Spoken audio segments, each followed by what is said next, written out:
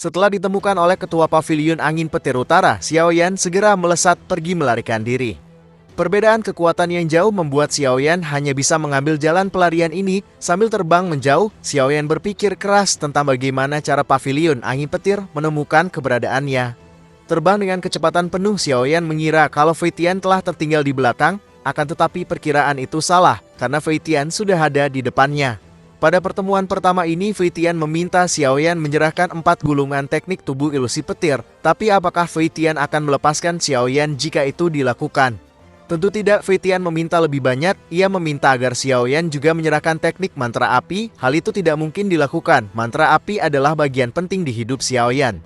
Fei Tian lalu berbicara. Ia mengetahui kalau ada tubuh spiritual yang kuat di samping Xiaoyan. Tapi Fei Tian percaya diri jika hanya berhadapan dengan tubuh spiritual. Merasa tidak dianggap, Tian Hou Junze angkat bicara. Ia berkata kalau Fei Tian hanyalah semut jika berhadapan dengan ia yang dulu. Tapi untuk saat ini tubuh spiritual tetaplah tubuh spiritual. Fei Tian tidak takut mendengar perkataan Tian Hou Junze. Tian Hou Junze agak kesal dengan jawaban Fei Tian dan muncul untuk menghadapinya secara langsung.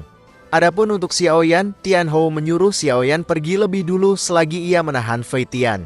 Tian Hou tentunya mempunyai rencana yang matang dan tidak mungkin membuang hidupnya.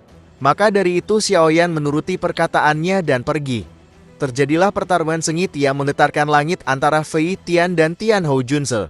Setelah kiranya 20 menit, Tian Hou Junze muncul kembali di depan Xiaoyan melalui pecahan ruang. Tian Hou memperingati Xiaoyan untuk bergegas. Xiaoyan di sini masih berpikir bagaimana caranya Fei Tian mengetahui lokasinya. Setelah memikirkan, Xiaoyan menebak kalau Fei Tian dapat melacak lokasinya karena gulungan teknik tubuh ilusi. Karena itu Xiaoyan melemparkan 4 gulungan ke 4 arah yang berbeda, sehingga membuat waktu pelariannya lebih lama. Fei Tian muncul setelah beberapa saat. Mengetahui kalau Xiaoyan sudah mengetahui triknya, Fei Tian rupanya tidak kehabisan akal. Ia menggunakan teknik tubuh ilusi dan membuat sebuah avatar dirinya. Satu mengejar Xiaoyan dan yang satunya mengumpulkan kembali 4 gulungan teknik tubuh ilusi. Yang mengejar Xiaoyan adalah avatar Fei Tian. Kekuatannya kira-kira ada di tingkat bintang 620. Xiaoyan segera mengenali ketika melihat auranya dan menyadari kalau ini hanyalah avatar dari teknik tubuh ilusi petir. Xiaoyan tahu kalau avatar ini hanya mengulur waktu sampai tubuh asli Fei Tian datang. Tian Hou Junze dan avatar Fei Tian bertarung kembali.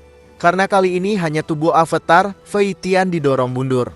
Mengamati pertarungan itu, Xiaoyan menyadari kalau tubuh avatar Fei Tian terbuat dari roh. Begitu menyadari kalau tubuh avatar terbuat dari roh, Xiaoyan memiliki cara untuk mengalahkannya. Xiaoyan meminta Tian Hou Junze merasukinya, dengan begitu Xiaoyan yang akan berhadapan langsung. Segalanya yang berhubungan dengan roh counter alaminya adalah api hati. Api hati yang berbentuk ular piton menyerang dan Xiaoyan mengakhiri avatar Fei Tian dengan tinjunya. Begitu tubuh avatar Fei Tian hancur, jejak sisa-sisa energi petir memasuki Xiaoyan. Lewat energi ini, Xiaoyan mendapatkan teknik tubuh ilusi petir yang lengkap. Hadiah yang pas untuk Xiaoyan. Xiaoyan meninggalkan pegunungan dan tubuh asli Fei Tian kehilangan jejaknya. Fei Tian hanya bisa meraung dengan penuh amarah, berniat menghabisi Xiaoyan jika ada pertemuan kedua. Ketika sudah merasa aman di sebuah pegunungan, Xiaoyan melanjutkan latihannya.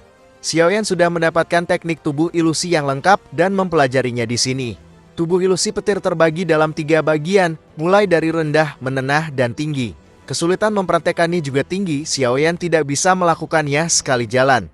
Masih ada waktu 1 bulan sebelum terbukanya kolam darah. Karena ini adalah wilayah pegunungan yang diisi binatang buas, Xiaoyan menjadikan hal itu untuk latihannya. Binatang buas serigala abu-abu yang setingkat Douzong menjadi bahan latihan Xiaoyan.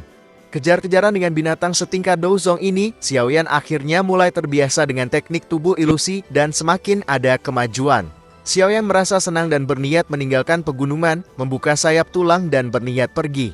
Ketika Xiaoyan akan terbang, binatang serigala setingkat Douzong itu membuka mulutnya karena terkejut melihat sayap tulang Xiaoyan.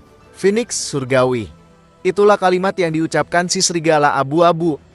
Apa yang akan dilakukan Xiaoyan? Fakta apakah yang tersembunyi di sayap tulang miliknya?